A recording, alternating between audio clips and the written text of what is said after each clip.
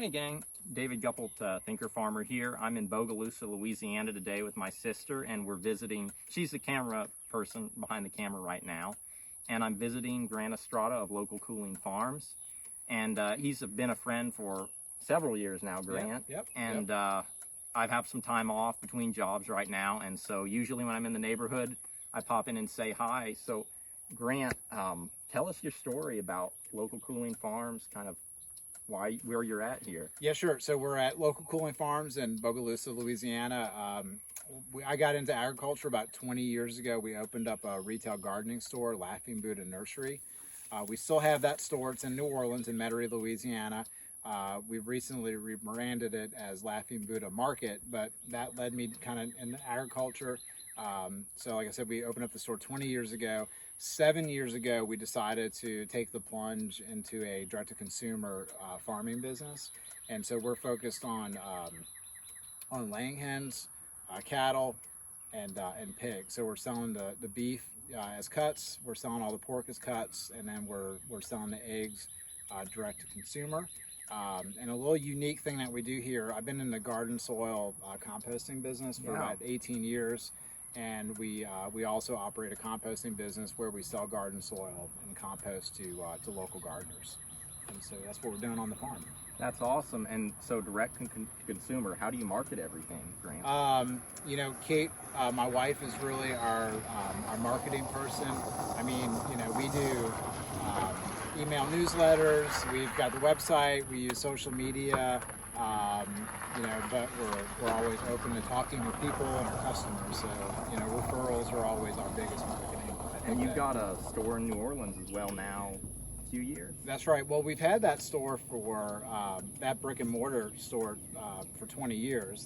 That was the garden store. Oh, really? Yeah, so yeah. It's both. I didn't realize they were both in the. Okay. Yeah, 7 years ago when we got into the farming business, we decided to actually do a conversion from selling gardening supplies at the store to just turn it into a grocery store. So we would get rid of a section of gardening supplies, and we'd put like 2 freezers in that spot, and then we'd stock it with our beef and pork. And so you just repurposed it. We've repurposed it, yeah. So we've evolved that business away from the gardening supplies and into the grocery business. And the coolest thing that has happened, mostly because of my wife Kate being in the business, and she really took this and ran with it, is that we also start selling products from other farmers.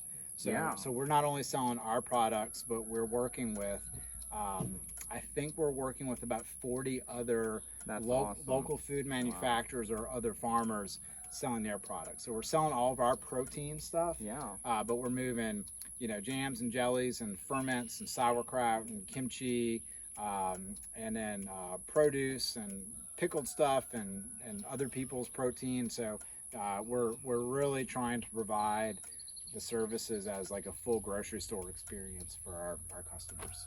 That is awesome, Grant. You do a lot of work, Grant. Gang, my sister and I showed up, and he was sweating, working hard. What gets you up in the morning to do this? What do you like or love so much about farming to do it? You know, I love agriculture stuff. You know, the funny story that I tell is when I grew up in New Orleans, and in high school I worked at a pet store.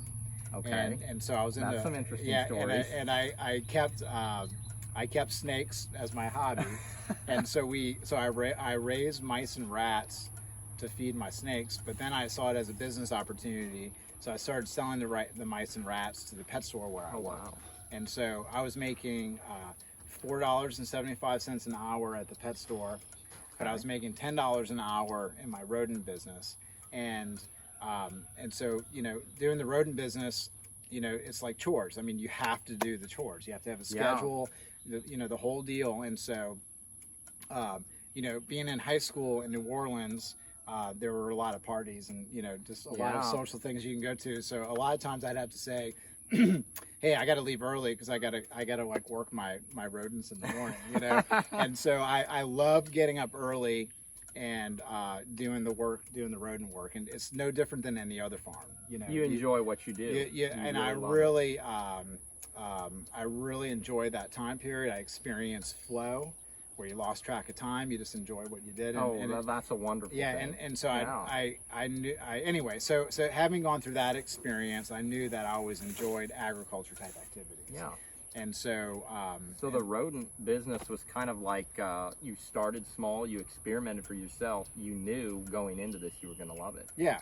And then my dad was an accountant, and so he kind of taught me how to keep a ledger and income, expenses, and your net profit and net all that kind of stuff. And so I really got into it. And the funny thing about that was we would bring in feed for the rodents, and then we'd sell the rodents, and then we'd have all the manure from the rodents, and then I'd compost that, and I would use that actually in some vegetable gardens. And so it was creating the nutrient cycle that we all try to achieve on our farms. Yeah. And so it's the same cycle that we do here, and so here at our farm, we bring in material, like we pick up horse stable sweepings from a horse farm, and we spread that on our fields. And it's the same thing. It's all nutrient cycling. You're managing the waste. And then that horse stable manure that we're getting in is eventually going to get turned into beef, right? Yeah. And so I really got to appreciate all the nutrient cycles. Like it got me to appreciate the business side, but it also got me to appreciate the nutrient cycle and stuff, which I absolutely love. Yeah. That is great, Grant. Cool stuff. Yep. So what are your goals for farming? You've been at this now 7 years. You're slowly hitting. I say slowly. Yeah. You're hitting goals. Yeah, we're hitting goals. We've got our gross revenue goals. We've got financial goals. We're actually have some major personal goals this year. We're a little crazy, so we sold our house in New Orleans, and we built a shipping container house out of a 40-foot shipping container. So Kate and I have been living in 200 square feet for 5 years. We're building a house this year, so that's a very big goal of ours. We've got some staffing goals this year, and then hopefully later in the year we're going to start offering tours of the farm, and so that's another big goal. So yeah, we always have our 1 year, our 2 year, and kind of like our 5 year goals of what we're trying to achieve at the farm.